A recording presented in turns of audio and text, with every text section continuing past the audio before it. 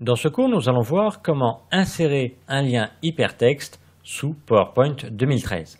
Alors déjà, qu'est-ce qu'un lien hypertexte? Bien, c'est tout simplement un texte sur lequel on va pouvoir cliquer ou un mot sur lequel on va pouvoir cliquer pour définir une action, par exemple pour ouvrir un document, pour ouvrir telle ou telle diapositive. Alors pour cela, on sélectionne déjà le texte sur lequel on devra cliquer pour effectuer cette action.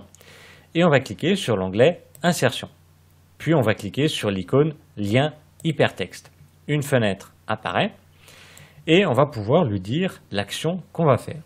Soit on va lui dire d'ouvrir un fichier, auquel cas on va se déplacer dans notre dossier, documents, images, etc. et on va double-cliquer sur le document que l'on va ouvrir en effectuant ce clic sur ce texte. Soit on va lui dire d'ouvrir telle ou telle diapositive de ce document-là. Et auquel cas, on va cliquer sur Emplacement dans ce document. Et ici, j'ai toutes mes diapositives. Comme j'ai ici page suivante, il faudra qu'il m'ouvre la diapositive numéro 2. Donc là, je vais cliquer sur Diapositive 2. Je n'ai plus qu'à cliquer sur OK. Et je vais voir maintenant le résultat. Donc, je vais dans Diaporama. À partir de la diapositive actuelle, vous voyez, j'ai page suivante. Quand je passe la souris dessus, j'ai bien une main, donc il y a bien un lien. Je clique dessus et il m'affiche bien la diapositive suivante. Si je veux modifier ce lien, bien je le resélectionne tout simplement et je vais revenir dans Insertion et je vais cliquer de nouveau sur Lien hypertexte pour avoir la fenêtre que j'avais tout à l'heure.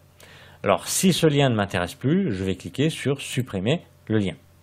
Je vais revenir sur Lien hypertexte et là il n'y a plus de lien. Je peux lui dire qu'en cliquant sur page suivante, il me crée un nouveau document. Auquel cas, ici je lui donne un nom, je clique sur modifier si je ne veux pas l'enregistrer dans le dossier document, etc.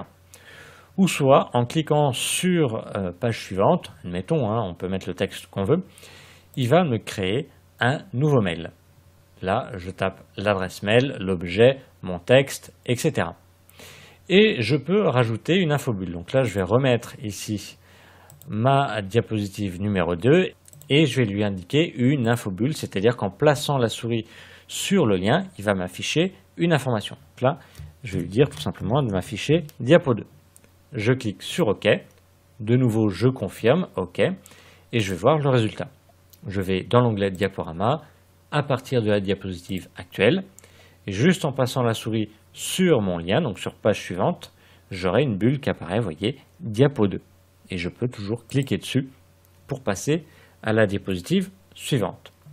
Donc voilà, après je peux le personnaliser, donc je le sélectionne, je suis dans l'onglet Accueil, je vais cliquer sur gras, italique, je peux changer sa taille ici, changer son style d'écriture, bien entendu.